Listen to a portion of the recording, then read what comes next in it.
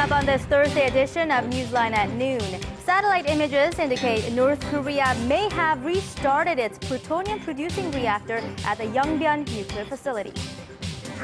Parliamentary leaders of Korea's ruling and opposition parties seek ways to end a political deadlock over the role of the nation's spy agency that has paralyzed the National Assembly for weeks. Plus, global powers discuss the Moscow proposed plan for Damascus to hand over its chemical weapons to international monitors a day after President Obama presented his case to leave open an option to strike Syria. These stories and more on Newsline at Noon.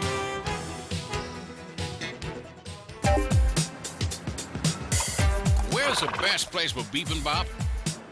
Les Jeux Olympiques d'hiver se dérouleront-ils à Pyeongchang? هل أنتم حقاً سابع أكبر مصدر في العالم؟ この歌手は誰ですか？你好，最近哪部电视剧的人气最旺？ Korea is attracting interest from around the world. The more you know, the more you want to know. Dynamic Korea.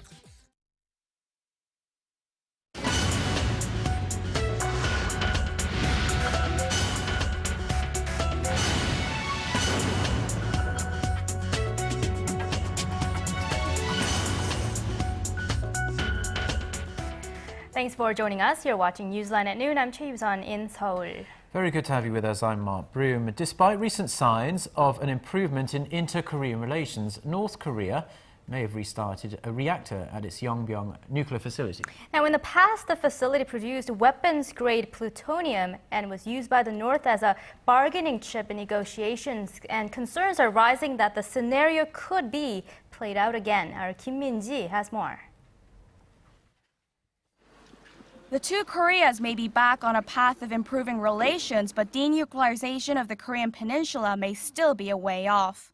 North Korea appears to have restarted a reactor at its Yongbyon nuclear facility, with new satellite imagery showing white smoke billowing from a building near the reactor. The 5-megawatt reactor was shut down in 2007 under a disarmament agreement signed at the six-party talks. It is capable of producing 6 kilograms of plutonium a year. The findings by the U.S.-Korea Institute at Johns Hopkins School of Advanced International Studies were released Wednesday. The institute said the white coloration and volume are consistent with steam being vented because the electrical generating system is about to come online, indicating that the reactor is in or nearing operation. In April, Pyongyang expressed its intent to restart the Yongbyon reactor, and the U.S. Institute believes that steady progress has taken place toward that goal since then. It is still unclear, however, whether the reactor is fully operational or in a trial run. The U.S. and other nations are reportedly analyzing the satellite images. Experts have said that the North may be using the reactor as a way to bring Washington back to the negotiating table. However, a spokesman from the U.S. State Department's East Asian and Pacific Affairs Bureau said Wednesday that North Korea's nuclear programs remain a matter of serious concern and reiterated Washington's stance that Pyongyang needs to abide by its commitments and abandon its nuclear activity. North Korea has repeatedly defied international calls to denuclearize and has conducted 3 nuclear tests since 2006. Kim Min-ji, Arirang News. Parliamentary leaders of Korea's two main parties met for the first time in 2 months earlier today in hopes of breaking a political deadlock over the reform of the nation's spy agency. Bitter bipartisan wrangling over the role of the agency has paralyzed the National Assembly for months. Our political correspondent Kim Hyun-ji has the details. The ruling Saenuri Party's floor leader Choi Kyung-hwan and the main opposition Democratic Party's floor leader Chun Byung-hun sat down for breakfast Thursday to discuss how the rival parties can go about normalizing the operation of parliament. It's the first time the floor leaders have met each other to talk parliamentary business in 2 months. Relations between the parties have been strained to near breaking point over issues surrounding the country's spy agency, the National Intelligence Service. The Democratic Party has been demanding the NIS be reformed from top to bottom, accusing it of meddling in last year's presidential election through a systematic online smear campaign against the opposition candidates in the run-up to the election. When a parliamentary probe into the scandal petered out with no tangible results in early August, the DP launched street protests and has been working in and out of the National Assembly since then. The Saenuri Party has urged the DP to end its outdoor protests and quickly return to parliament. The vast partisan differences have kept the rival parties from scheduling legislative agendas and activities. As a result, review and settlement of accounts, inspection of the ministries, and the review of bills have all been put on hold, although the regular parliamentary session began 10 days ago. Emerging from the breakfast meeting Thursday, ruling party floor leader Choi Kyung-hwan said the rival parties had agreed to make meaningful progress on normalizing the operation of parliament before Chuseok, the Korean Thanksgiving holiday, which starts next Wednesday. Choi also said he will continue to work with his DP counterpart to arrange a meeting between President Park Geun-hye and the leadership of the rival parties to break the political impasse.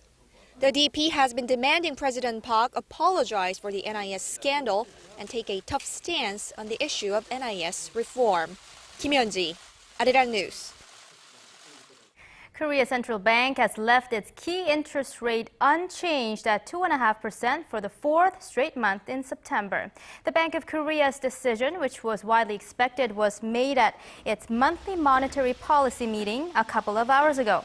The central bank is predicting the economy at home and abroad will stay on a path of moderate recovery. This comes despite the uncertainty surrounding the U.S. Fed's phasing out of its stimulus program and financial instability in emerging markets. The Korean economy grew at 1.1% in the April to June period from the previous quarter, rising above 1% for the first time in more than 2 years. Unionized workers and management at Kia Motors, Korea's second largest automaker, have reached a tentative agreement on their annual wage deal. The agreement was made early Thursday after nearly 20 rounds of negotiations since July and partial strikes since August 21st.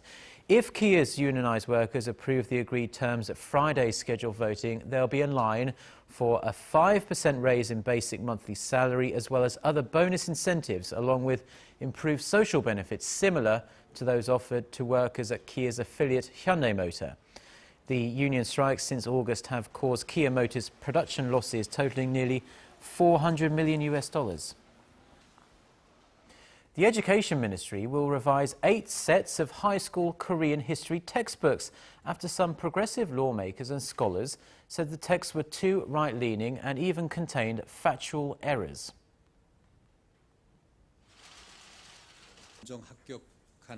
We came to a conclusion that the recently approved 8 sets of textbooks need an overall revision. So for the subject of Korean history, we plan to extend the deadline for the selection and orders of the books by schools to late November so they can review the changes and then select their publishers.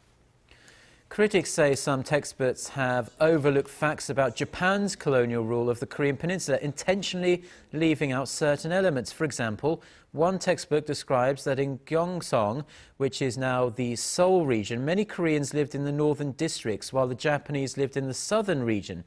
But liberal research group says it fails to mention that Koreans were actually discriminated against and were forced to live in a new town under Japan's colonial rule.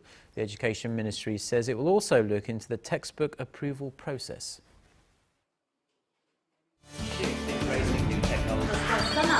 For your fill of Korean and international news, join Chae Yu-sun and Mark Broom every weekday at lunchtime.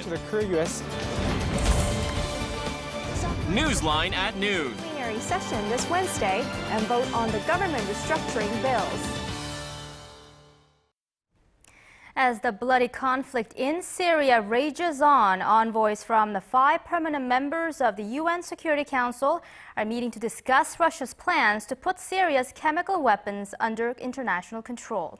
A week ago, the drums of war. Today, the softer hum of tentative diplomacy as the US and Russia prepare to sit down for talks on the proposal in Geneva later today. Kim Hyun-gil has the latest.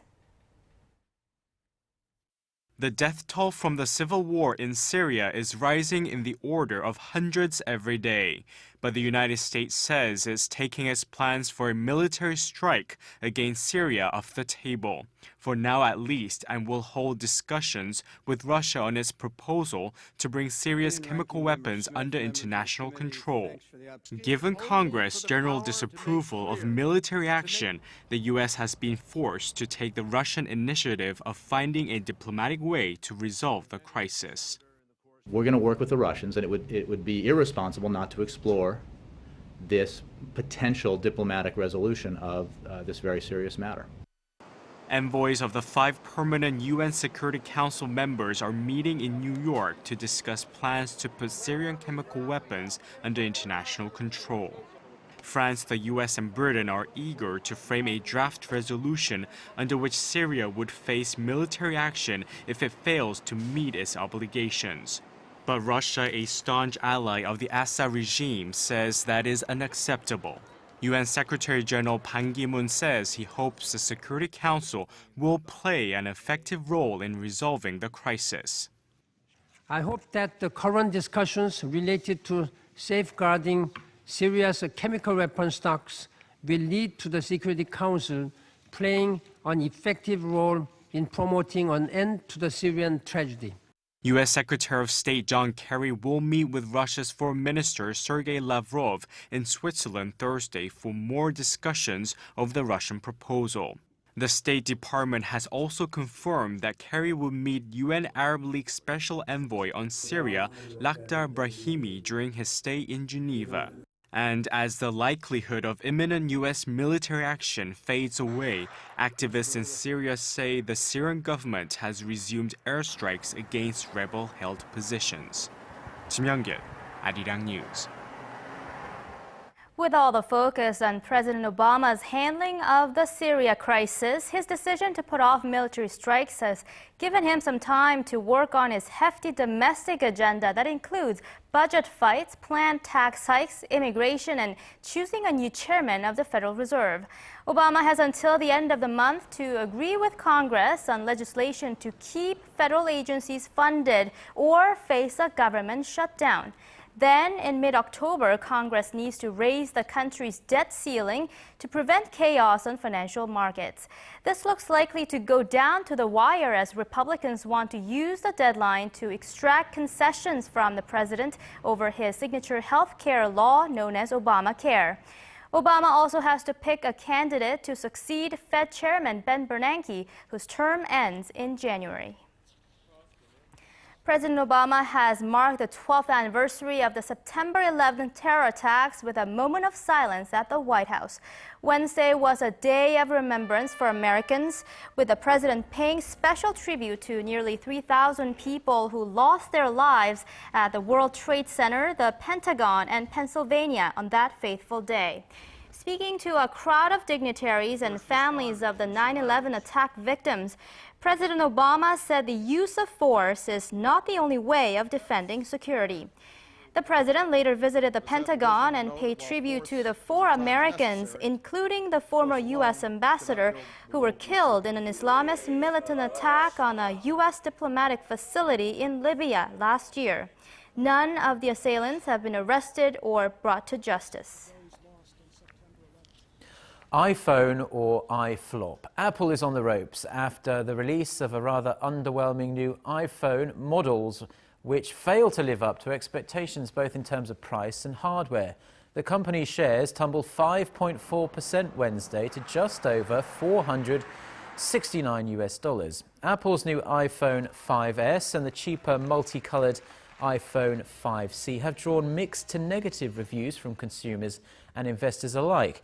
Analysts say the 5C could be too expensive to spark a significant expansion into lower-end but extremely lucrative markets like China and India. The 5C will have a retail price of $730 in China, more than the average monthly wage of a salaried worker in most Chinese cities. Scores of new vehicles are on display at the world's biggest motor show taking place in Frankfurt this week and the next. But one car in particular is grabbing a lot of attention, not for its flashy design, but for the unique feature it offers the driver. Our Son Jong-in reports. Jump in, tell the car your destination, sit back, and enjoy the ride. It sounds like science fiction, but the idea of a self-driving car may be closer than you think. Vehicle manufacturer Daimler unveiled its much-anticipated automated Mercedes-Benz at the Frankfurt Motor Show, which kicked off on Thursday in Germany. The car is designed to operate with and without a driver at the wheel. Radar and other sensors locate the car and tell it where it should go to reach its destination, while color cameras behind the windscreen can interpret traffic lights.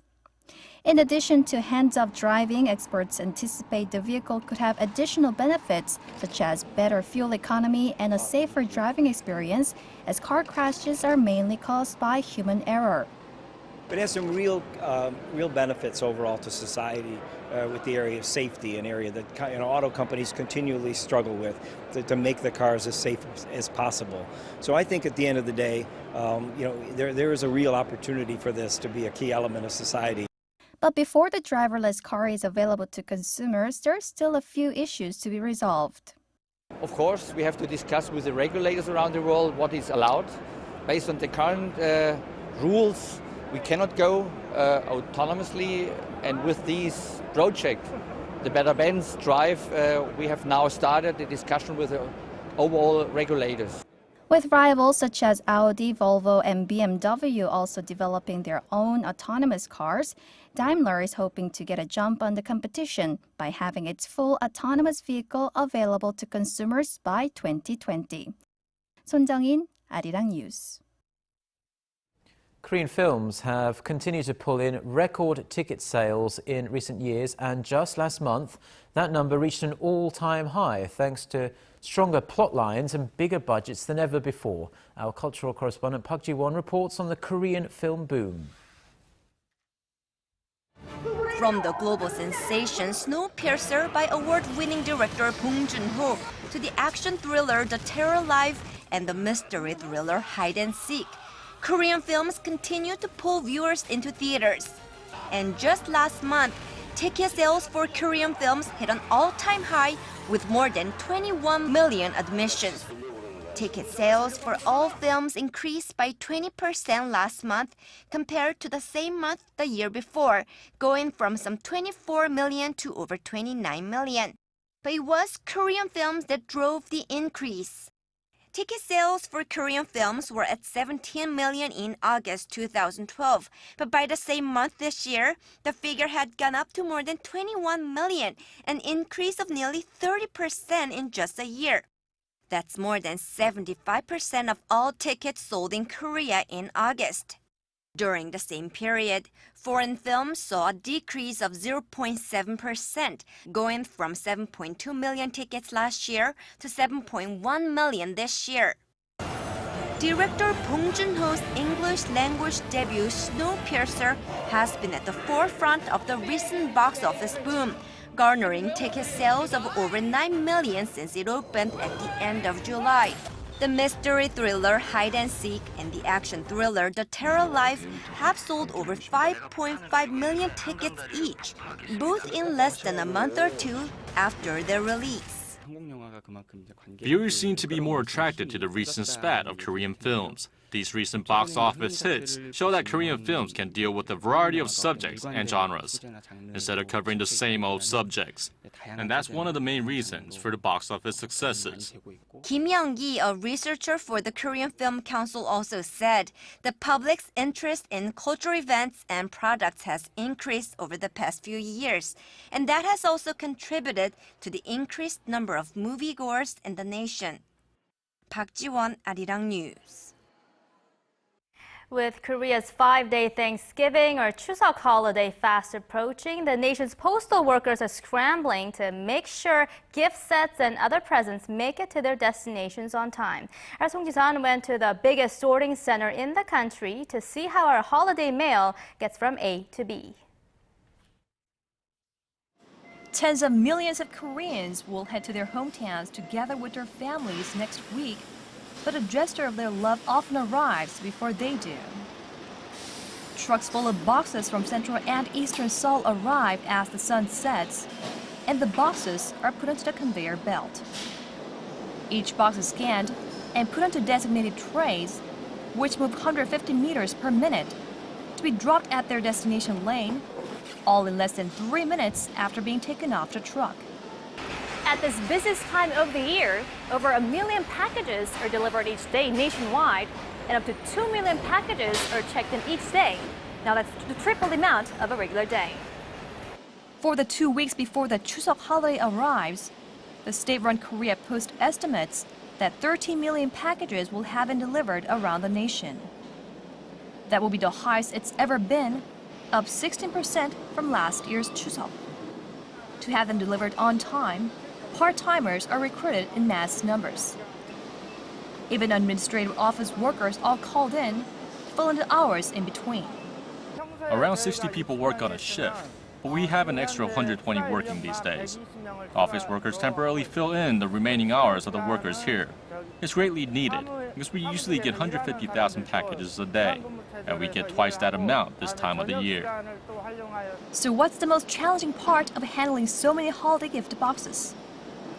This woman, who's worked here for 6 years, says extra stamina is a must on these intense days. For Chuseok deliveries, the boxes are bigger and heavier, full of ripe fruits and gifts. I'd say it's about 5 times tougher than regular days, and my back hurts after lifting these boxes every night. The work continues around the clock overnight, and the boxes will leave the mail center en route to their final destinations at the crack of dawn. 송지선, 아리랑 뉴스.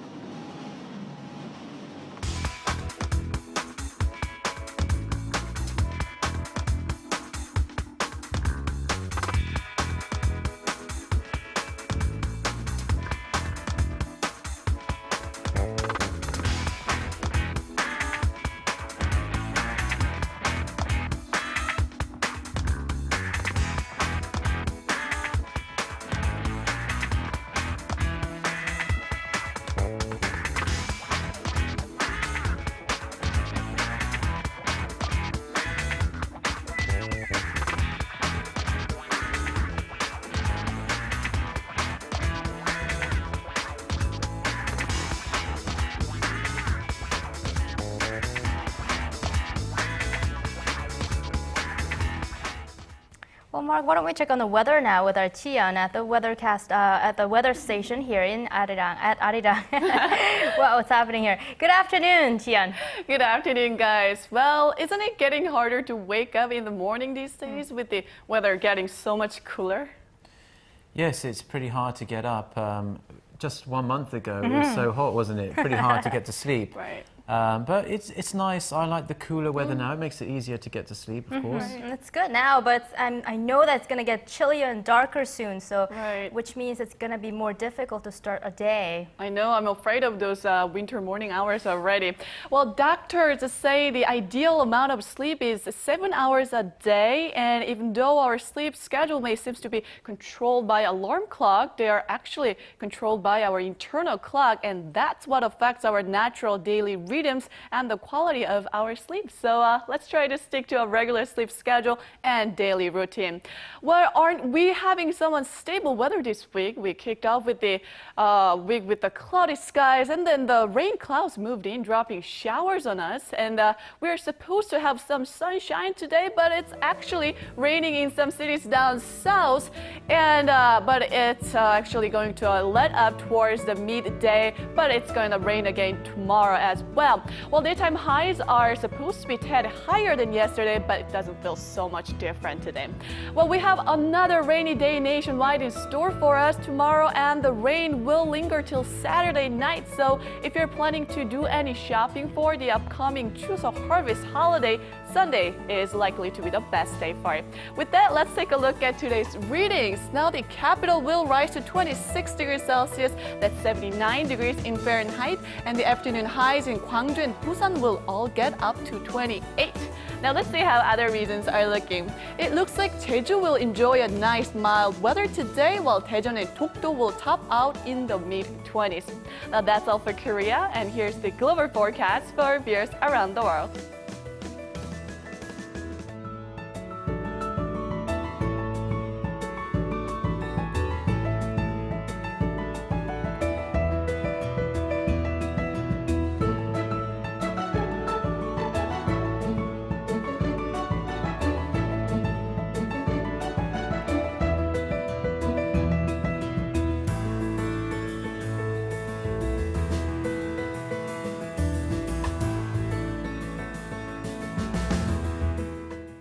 That's all I have for you today. Enjoy your lunch break and I hope you have a great rest of the day. Now back to Mark and Yusan in the studio.